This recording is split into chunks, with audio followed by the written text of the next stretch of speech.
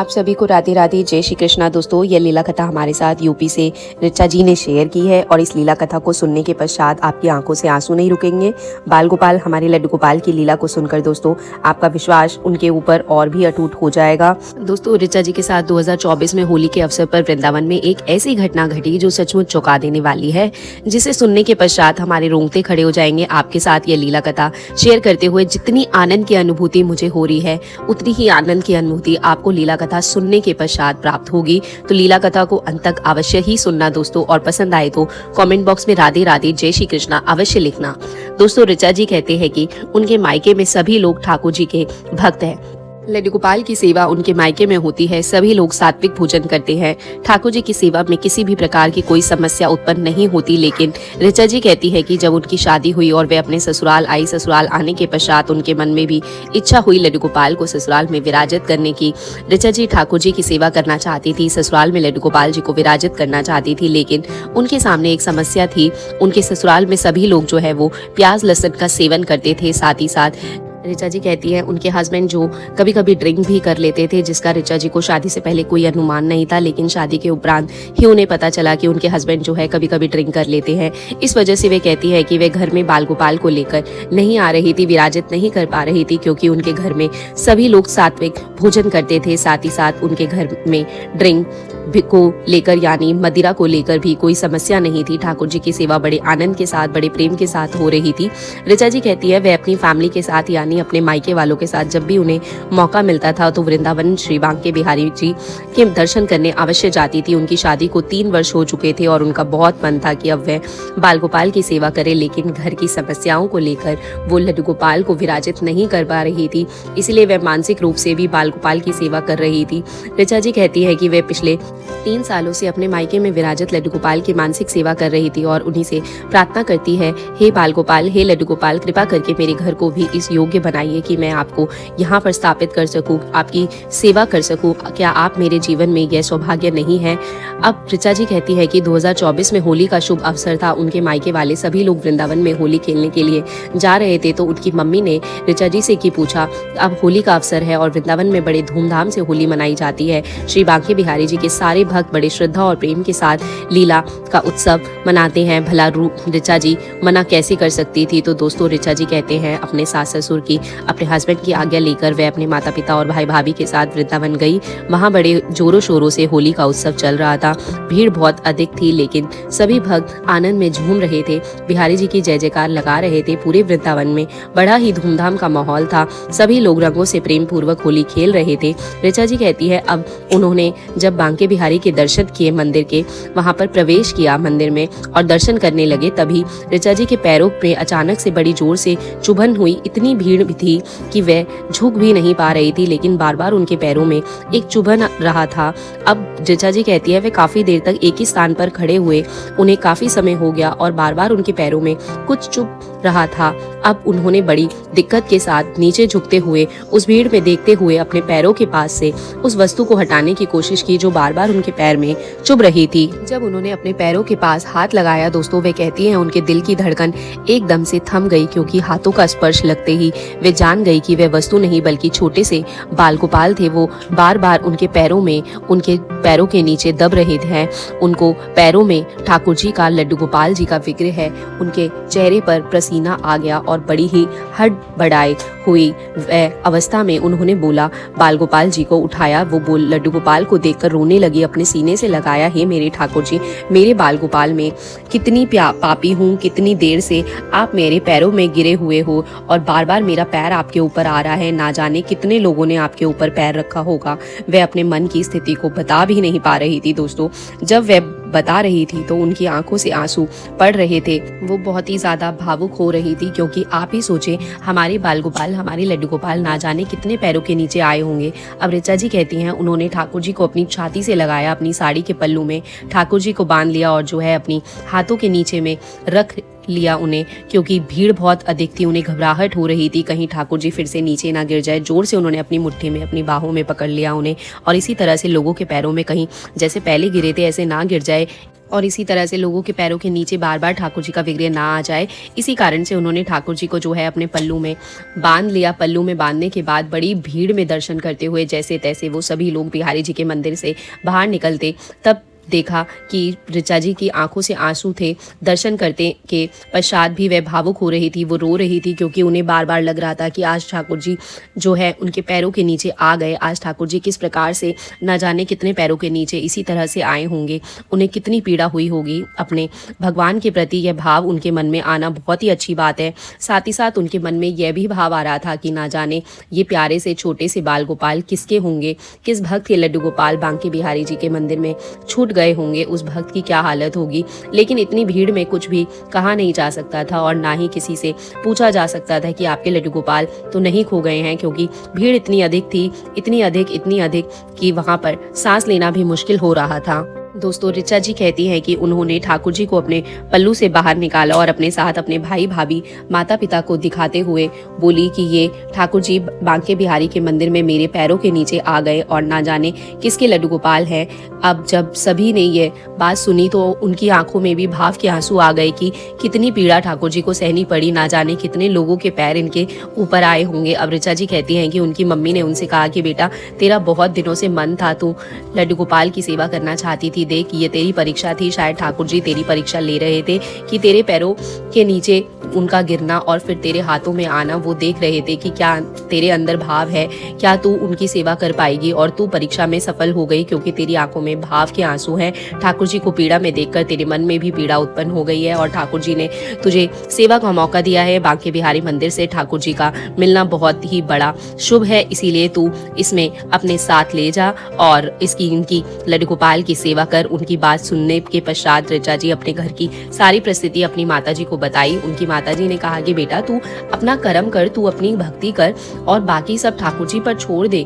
बात प्याज लहसुन खाने की तो तू ठाकुर जी का भोग अलग से बना, परिवार वालों के लिए भोजन अलग से बना। देख, उन्होंने तुझे स्वयं सेवा प्रदान की है और उनके घर में जाने के पश्चात अवश्य ही जीवन में बदलाव होगा। क्या पता कोई चमत्कार हो जाए और तेरा पति भी जो है उनके मन में भी भाव उत्पन्न हो जाए, ठाकुर जी के प्रति भक्ति उत्पन्न हो जाए, क्योंकि वो ऐसी लीलाएं करते हैं जिन्हें शब्दों में बयान कर पाना बड़ा ही मुश्किल है। ले जाने के तो ठाकुर जी को मैं भी ले जा सकती हूँ और उनकी सेवा कर सकती हूँ, लेकिन ठाकुर जी ने अपनी सेवा के लिए तुझे चुना है, तभी तो वह तुझे मिले हैं। तुझे तो इस अवसर को मत जाने दे और ठाकुर जी की सेवा का जो सौभाग्य मिला है तुझे, उसे प्राप्त कर। ऋचा जी कहती है कि अपनी मम्मी की बातें सुनने के पश्चात, सारी बातों का ध्यान पूर्वक सोचने के पश्चात उन्हें भी लगा कि वह पिछले 3 सालों से ठाकुर जी की मानसिक रूप से सेवा कर रही हैं। उनके मन में काफी सारी दुविधाएं थी, लेकिन वृंदावन धाम पर आने के पश्चात ठाकुर जी का विग्रह मिल उनकी दुविधा थी, जो उसका समाधान होना कि अलग से ठाकुर जी का भोग बनाऊं, अपना कर्म करूं और शुद्धता पवित्रता के साथ ठाकुर जी की सेवा करूं। उस समस्या का समाधान भी उन्हें मिल चुका था। अब वह बहुत प्रसन्न थी और बांके बिहारी जी के जय जयकार करते हुए ऋचा जी कहती है वह अपने ससुराल ठाकुर जी को लेकर आ गई। उन आने के पश्चात घर वालों की सारी घटना बताई। सारी घटना सुनने के पश्चात उनके सास ससुर ने भी कुछ नहीं कहा और बिहारी जी को घर में स्थापित करने के में ऋचा जी से हो किया। अब ऋचा जी कहती है उन्होंने अपने घर में ठाकुर जी की सेवा करना शुरू कर दिया। ऋचा जी कहती है कि उनके देवर का इस तरह से लिखकर उन्होंने बाल गोपाल की पोस्ट को अपलोड कर दिया।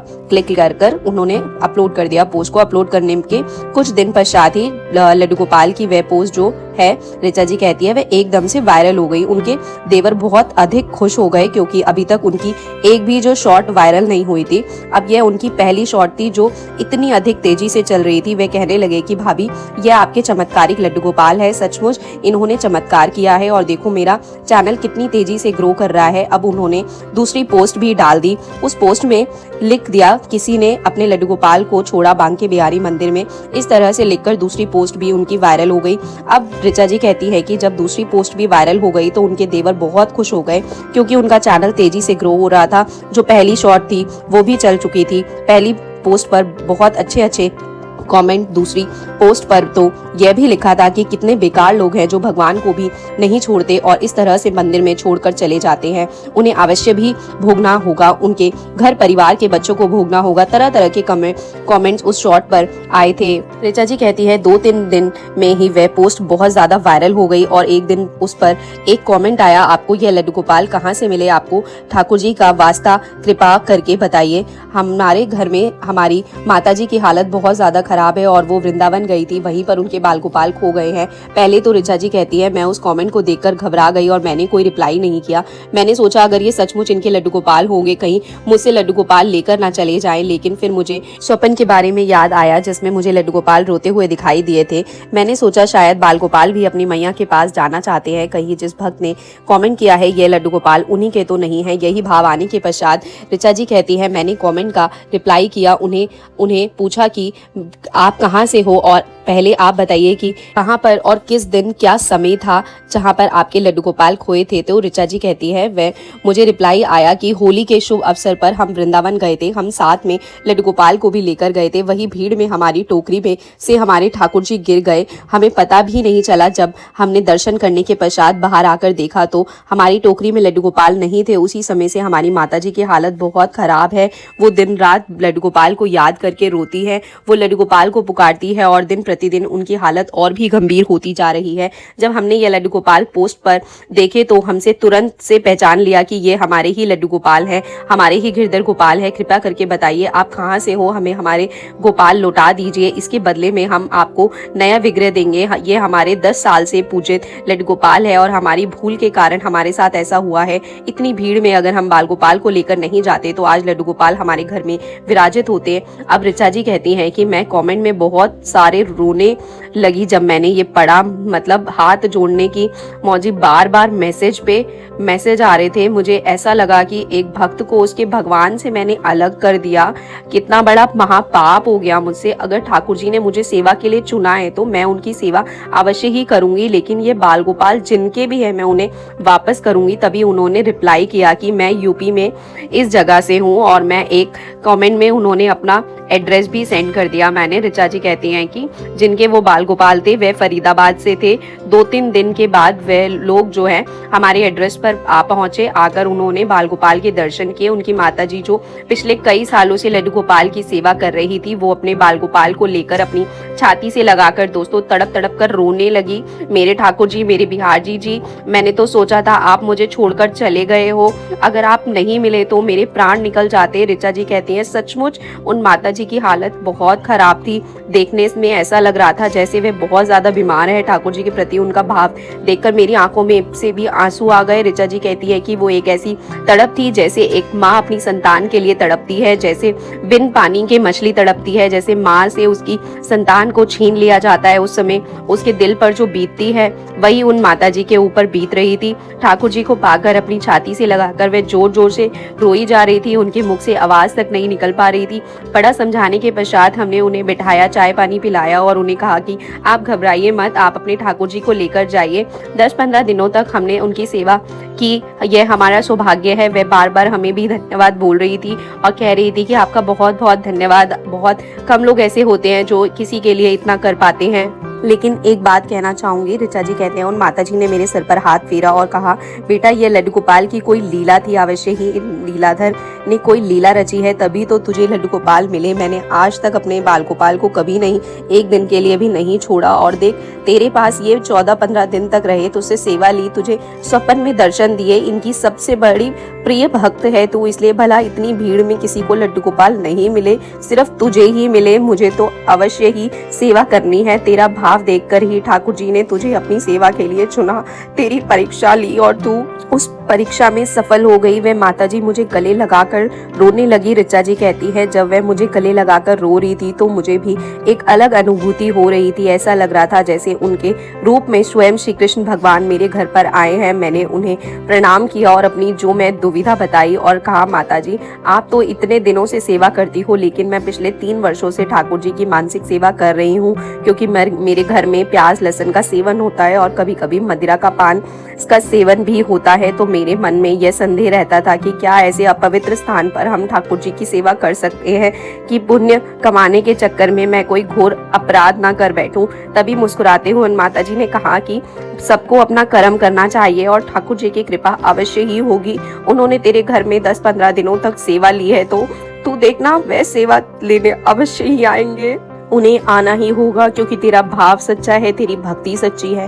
उसके पश्चात ऋचा जी कहती हैं, वो लोग जो है कहने लगे कि आप लोग वो पोस्ट डिलीट कर दीजिए, क्योंकि उसमें कुछ भेद कमेंट भी आए हैं। लोग श्रद्धा और भाव को नहीं समझते, लोग ठाकुर जी के प्रति एक भक्त के प्रेम को नहीं समझते। उसमें काफी सारे नेगेटिव कमेंट भी आए हैं। तो इसीलिए वह कहती है कि उन लोगों के आग्रह करने पर मेरे देवर ने वह पोस्ट डिलीट कर दी और हमने बड़े प्रेम सम्मान, उनके सम्मान के साथ ठाकुर जी को उनके साथ जाने दिया। वे माता जी अब बहुत ही प्रसन्न थी। सभी लोग जो है बहुत ज्यादा प्रसन्न थे, लेकिन लड्डू गोपाल के जाने के बाद एकदम से घर सूना हो गया। ऐसा लग रहा था जैसे कि हमारे घर में बहुत ज्यादा चहल पहल और कोई नटखट छोटा सा प्यारा सा बच्चा आया था, लेकिन अब उसके जाते ही पूरा घर खाली हो चुका था।